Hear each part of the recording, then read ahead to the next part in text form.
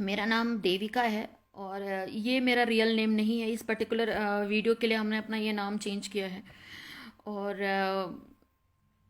मेरे साथ जो हुआ, मैं उसकी मदद की गुहार लगा रही हूँ 100 करोड़ लोगों से।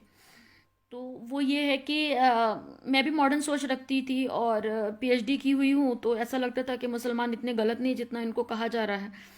और इसी सोच ने और इनके उस प्रोजेक्ट ने मुझे बर्बाद किया।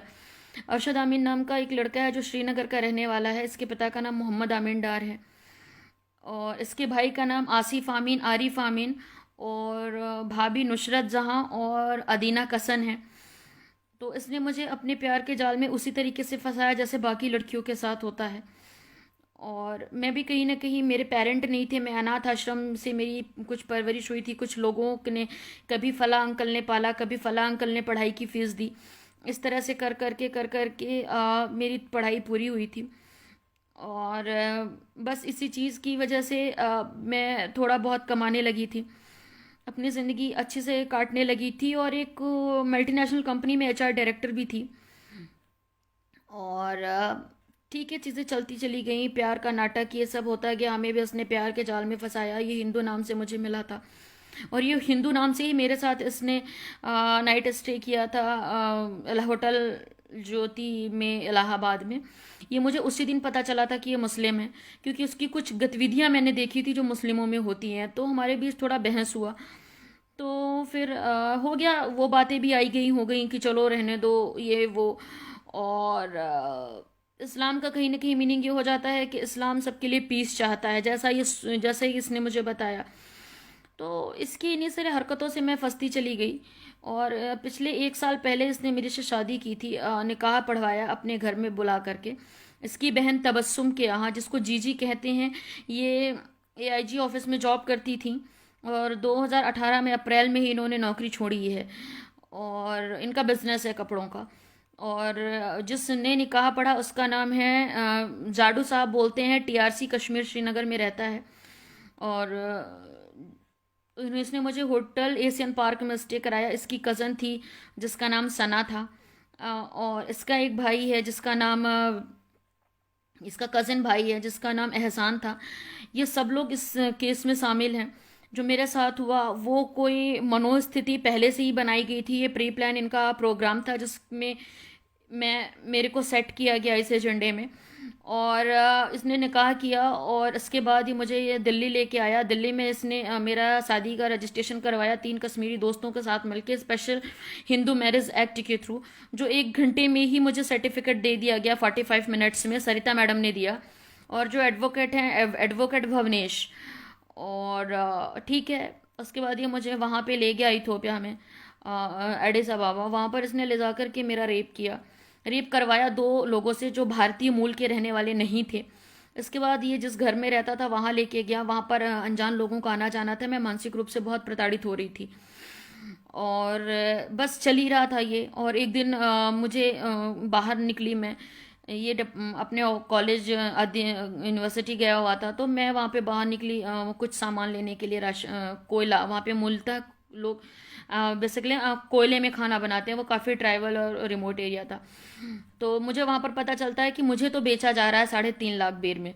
जिस दिन मुझे बेचा गया, मैंने उससे दिन आकर इससे सारी बात कही। इसने कहा गलत है, ये वो है।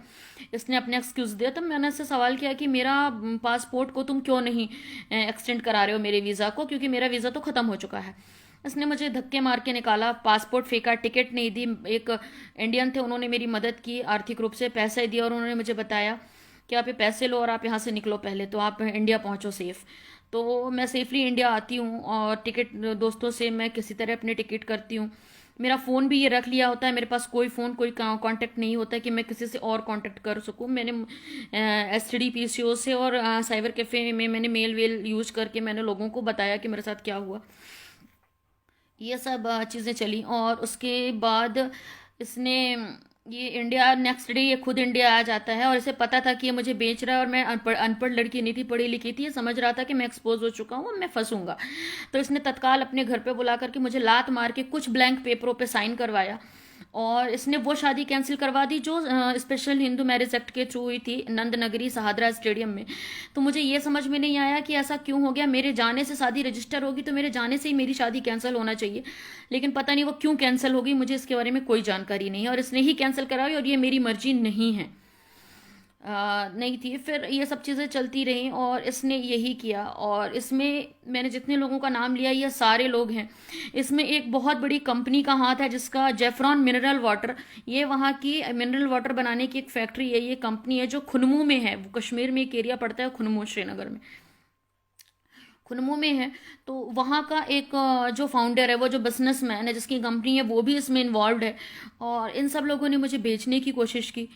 तो मैं तो जैसे तैसे जिंदा लौट आई, लोग इसी पर खुश हैं।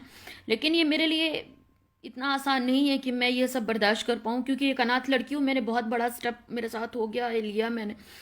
तो मैं बाकी की हिंदू बहनों से अपील करती हूँ कि प्लीज़ इनके चक्करों में मत पड़ो, क्योंकि मेरा जो हुआ, मेरे साथ जो हुआ, मुझे नहीं लगता कि ये सेफ लोग हैं। मत करो इनसे, प्यार मोहब्बत ही कभी नहीं कर सकते। इन्होंने एक, अब मैंने रिसर्च करना शुरू किया तो मुझे पता चल गया है कि, मैं उनका नाम नहीं लूँगी, कि बहुत बड़े कहना चाहिए पत्रकार भी रहे हैं। और इन्होंने बहुत सारी चीज़ें कही है। मैं अब इनकी बात सुनती हूँ तो समझ में आता है कि इन्होंने जिहाद, अब इन्होंने हम हिंदुओं को मारने के लिए, हमारी बहन बेटियों की इज्जत को लूटने के लिए अब ये तलवार का सहारा नहीं लेंगे। अब ये हमारा सहारा ले रहे हैं, हमारी कोख का सहारा ले रहे हैं, हमसे बच्चे पैदा करवा के हमें मार रहे हैं। तो अब मैं यही चाहती हूँ मेरी हिंदू बहनों से कि प्लीज़ इनसे दूर रहो। और महाराष्ट्र में जो 50 लड़कियों ने शादी के लिए एप्लीकेशन दी है और जिनको डेट आई है, मैं उनसे भी रिक्वेस्ट करती हूँ कि मेरी आवाज़ अगर वो पहुँचे कि मेरी बहनों उनसे दूर रहो। मेरा तो कोई नहीं था, तो शायद कहीं ना कहीं इस गलती की वजह से मैं इसके जाल में फंस गई। पर तुम्हारे पास तो माता पिता सब होंगे, अगर नहीं है तो किसी इतने सारे ऑर्गेनाइजेशंस अभी हैं जो सामने आ रहे हैं, तो आप उनसे मदद लीजिए, लेकिन इनके चक्कर में मत पड़िए, ज़िंदगी ये नर्क बना देंगे। और मैं सरकार से कहती हूँ कि मुझे न्याय दिलाया जाए, इसके खिलाफ FIR और ये जल्द से जल्द अरेस्ट होना चाहिए, क्योंकि मेरे साथ जो हुआ ना जाने कितनी और लड़कियों के साथ किया है। शायद एक लड़की और है जो डर की वजह से बाहर नहीं आ रही है, वो भी इसी लड़के का शिकार हुई है, अरशद आमीन के। ये अपने प्रोफेशन से ये प्रोफेसर है। और बस मैं यही कहना चाहती हूँ अपने सरकार से कि मेरी मदद की जाए। मेरे साथ जो हुआ उसके लिए मुझे इंसाफ चाहिए।